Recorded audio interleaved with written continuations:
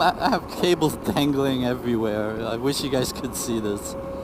It's a funny sight. I'm going to show you a little tip how to cool off when you're riding in hot weather. Watch this. I'll let you in on a little secret. I did find the treasure.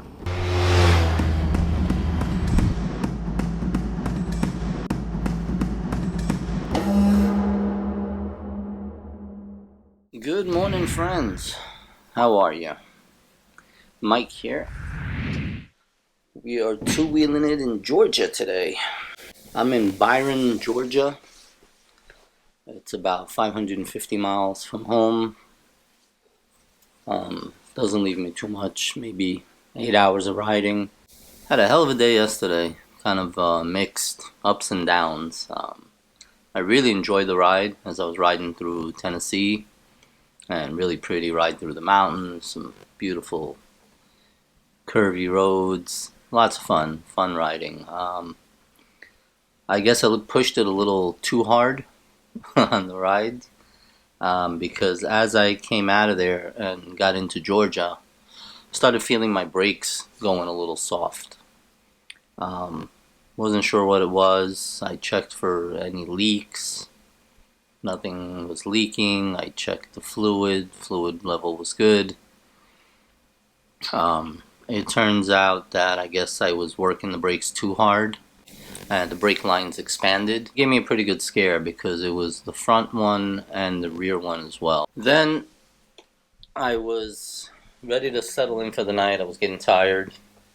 I started looking for a room. Nina was helping me, and we found a room probably about 25 miles from here. Don't remember the name of the town. We did the booking. I used the hotels.com app. That way I get reward points for every night I stay. Basically every 10th night you get one free. So I'm on the road anyway, might as well. We did the reservation. I get to the area and not the kind of area you want to be in. Not a very good area at all.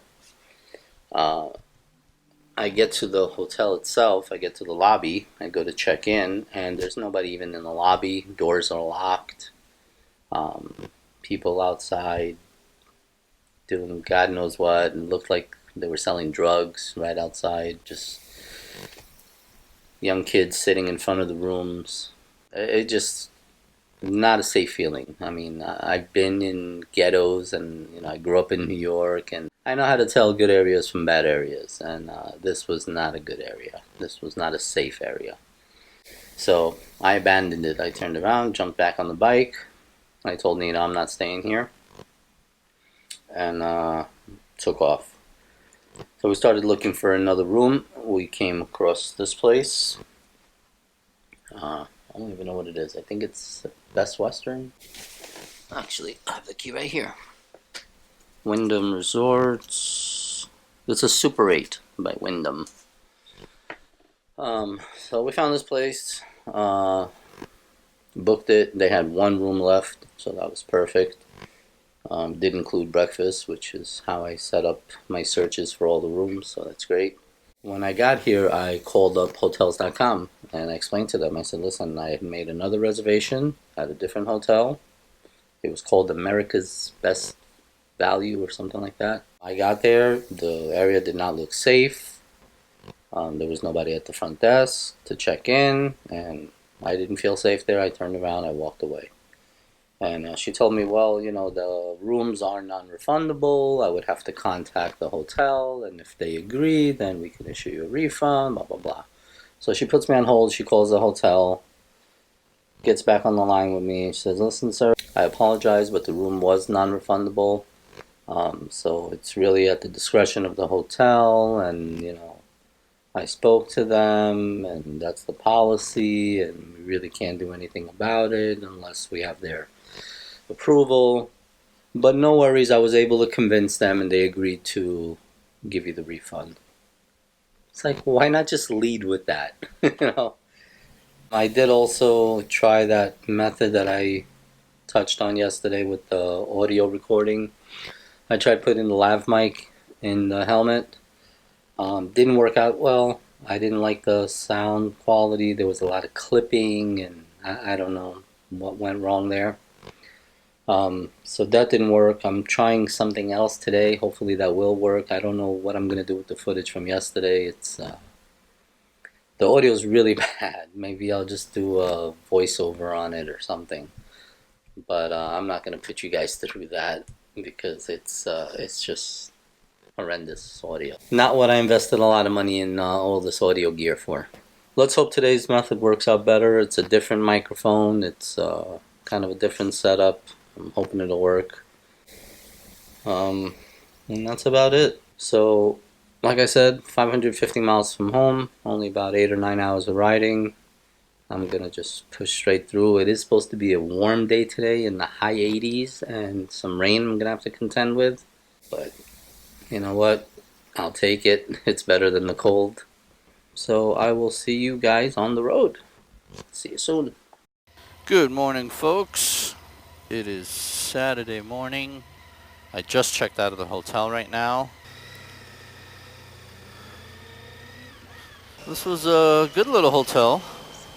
It was comfortable, lots of outlets. Breakfast was decent. You can't expect much for free. But, remember that tip when you're booking hotels if you're doing a long distance ride, especially if it's going to be multi-day. Look for the hotels that offer free breakfast.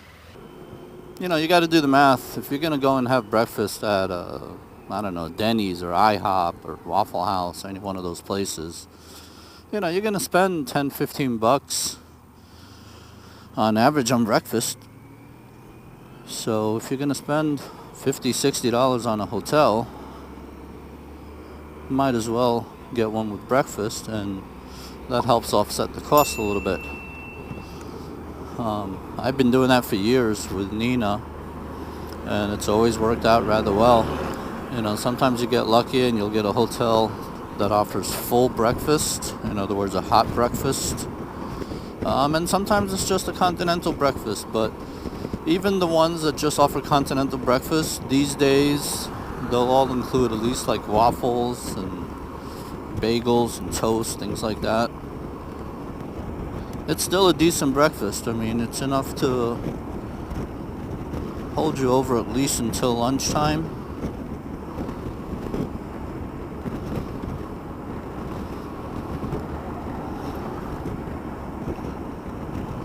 And, sorry, I had the cables.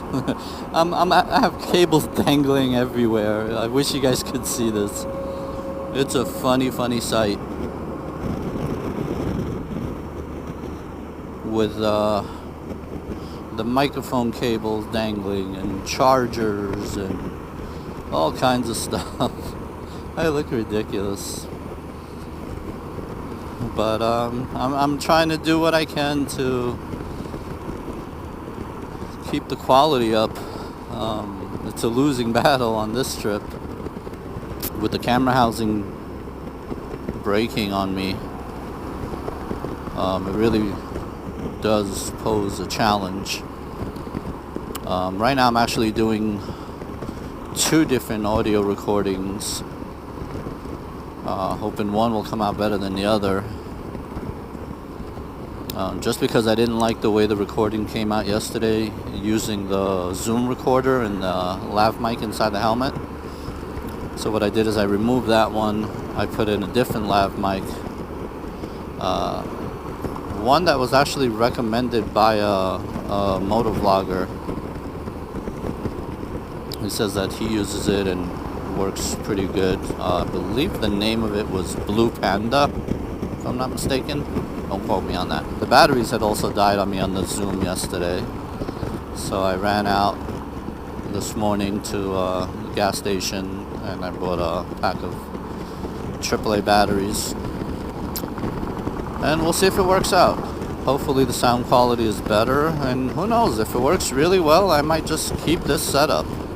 I am really getting tired of problems I'm having with the Cena. It's really getting frustrating. So I just might switch over. There's cables all over the place. Probably should have just ran it through the jacket somewhere. Another thing I didn't mention yesterday, I don't think I mentioned it. Oh no, I'm sorry, I did mention it. The issue I had with the brakes. So yesterday, while I was riding through Tennessee and crossing into Georgia, I was still in the mountains. And I was just enjoying myself. You know, some nice windy roads, and I was carving them up. I was going pretty fast, going about 90-ish through the curves. That was my fun. That was my reward for this trip. When I started getting across Georgia, I started feeling my brakes getting soft. When I say soft, I would have to squeeze and apply a lot more pressure for them to stop. And that started worrying me. As you know, I just did the brakes with my mechanic Scott. We did the front and rear, and we checked the fluids. Everything was fine. You know, levels are still up. Didn't have any issues. As a matter of fact, I'm going to double check the levels right now. Yeah, levels are still full. The fluid still looks clear. What is getting a little bit low, I just noticed, was my clutch fluid. The reservoir for the clutch is starting to drop a little bit. But anyway, I was riding through Georgia, and I was coming through downtown Atlanta, and I got caught in some traffic, the rush hour traffic, you know, big city, and I was riding smack in the middle of downtown. It was warm, and I started feeling the brakes. Every time I would go to stop, it would feel softer and softer. So when I got to the hotel, I gave Scott a call. I felt bad because it was after 10, but you know, I couldn't figure out what the problem was. I thought he might have some ideas. So first thing he told me, check, you know, for fluid on the rotors, around the brakes, see if anything's leaking. And there were no leaks there, thank God. And he told me, well, listen, you have been riding for almost 5,000 miles through all kinds of conditions, rain, snow. He says maybe the brakes are just really sooted up. They're very dirty. So he suggested I go to an auto parts or something and buy a brake cleaner and spray everything down and see if that makes a difference. But I was telling him I had to press it probably about 80% of the way before it even started making contact. It was almost like there was no pressure in the lines. So he said, you know, give it a shot, try it out, and let me know in the morning. I said, okay. And about 10 minutes later, he calls me back. He says, Mike, I know what it is. I figured it out. It was bothering him, I guess. I said, what is it? I'll be glad to hear a solution. He says, there's no solution. Nothing happened. He said, you mentioned you were riding through the mountains. And I said, yeah, I was in Tennessee and Georgia. And he says, were you riding hard through the turns and everything else? And I said, yeah, I was having a little bit of fun. I was having a spirited ride. He says, okay. He says, you have rubber brake lines. I said, right, it's the stock lines. He says, well, your brake lines heated up and they expanded. And when that expands, you lose a little bit of pressure. And that's why it feels the way it does. It says, I guarantee you by tomorrow morning, your brakes will be fine. And this morning was like nothing happened, just perfect. So, good old Scott, he knows his shit. Winadilla. That is where I planned my first stop for this trip, which never happened since route got abandoned with good reason due to road closures. I'm gonna stop it here for now, and I'll check back with you soon. Welcome back, guys. We are creeping up on the border of Florida, and you can feel it. It is 86 degrees right now. There it is. Florida welcomes you. I was thinking about stopping and taking a picture, but it's Florida. I live here. But yeah, it is good to be back on Florida soil, back in my home state. That leaves me with 399 miles. It is currently a little after 12 p.m. So that should put me home about 6:30, 7 p.m. just in time for dinner. What an adventure it's been, I'll tell you. It's been crazy. And at this point, I've ridden probably around 4,000 miles, a little over 4,000 miles. It's been wild. A lot of ups and downs. You know, it started right off the bat by leaving a day late. And then the route that I had planned for probably about a week and a half, that went to shit. I had to abandon that because of the storms along the way. There were a lot of road closures. So I ended up going a more northerly route. And with the more northerly route came more northerly temperatures. I hit temperatures in the 30s. I hit dense fog, some really bad downpours, Gulf-size hail. There were lots of challenges dealing with the dense fog in Wyoming. That was scary. That was very scary, especially at the point where I got off at the exit. 20, 30 feet visibility, winds, I'm guessing, are at least 20 mile an hour, steady winds, not counting the gusts, and just very desolate. I mean, there's nothing out there, and there was no one out there. I was the only one there.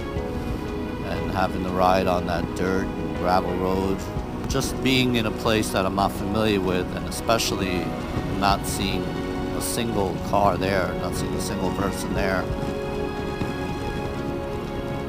You know, you always have that what if thought in the back of your mind. What if I go down? There's nobody here to help me.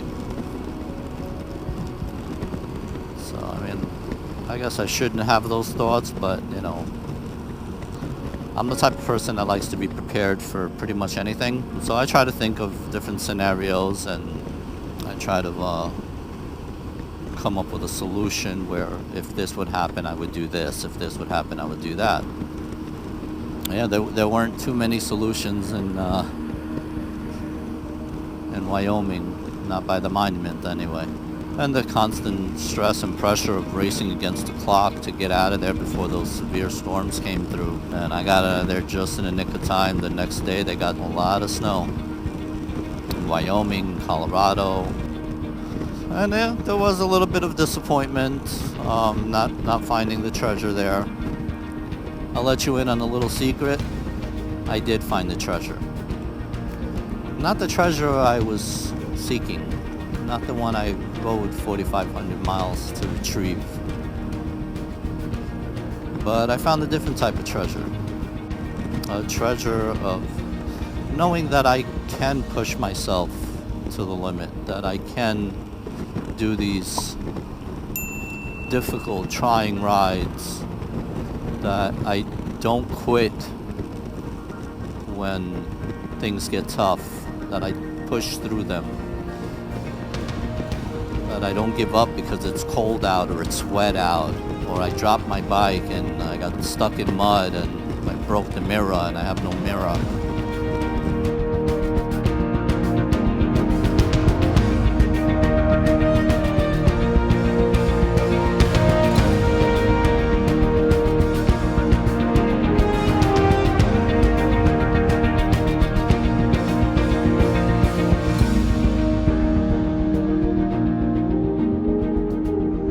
Welcome back, guys.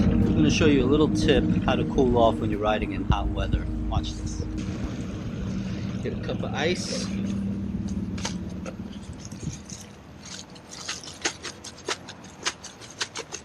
And fill up your pockets.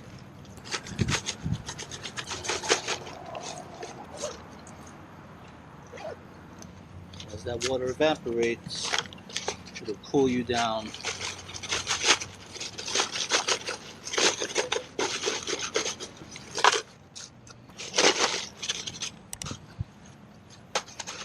I can feel it working already.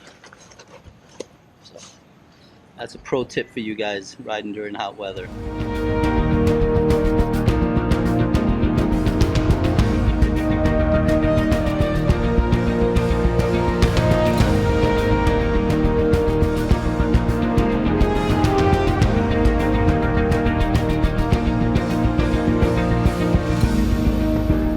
Welcome back, folks.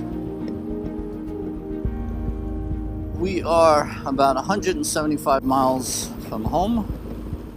It's a little over 3 hours of riding. I stopped at a rest area there to refuel the air conditioning, so to speak. Basically, I got more ice because it is a balmy 95 degrees right now. Crossing through Orlando, and I was getting quite warm, and I said, well, I'm down about half a tank, so I can make this into a fuel stop and grab ice while I'm at it, and that should get me home.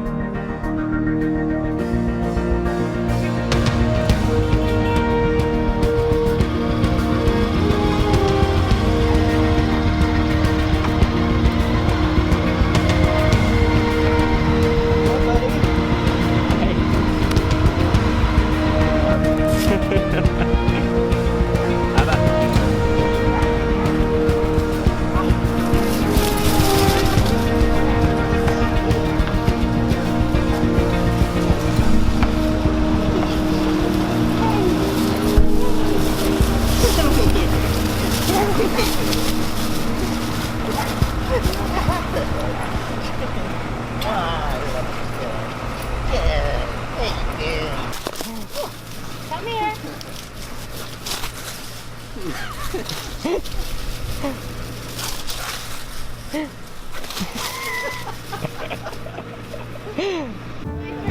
No, it's my turn. Oh, I'm all sweaty, I'm sorry. It's okay.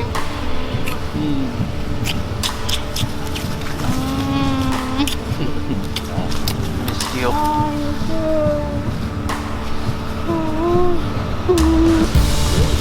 I got a gift for you.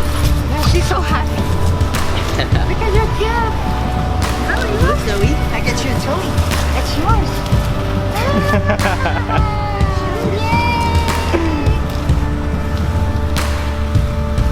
Come on, let's go. Come on, let's go. Bring it. Come on. Let's go.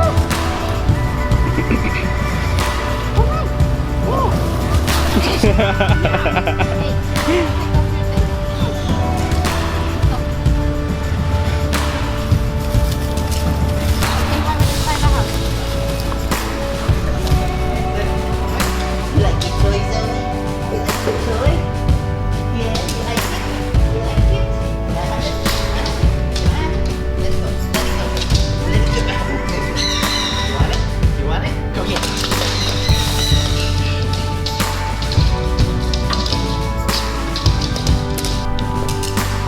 Two-wheeling it, baby.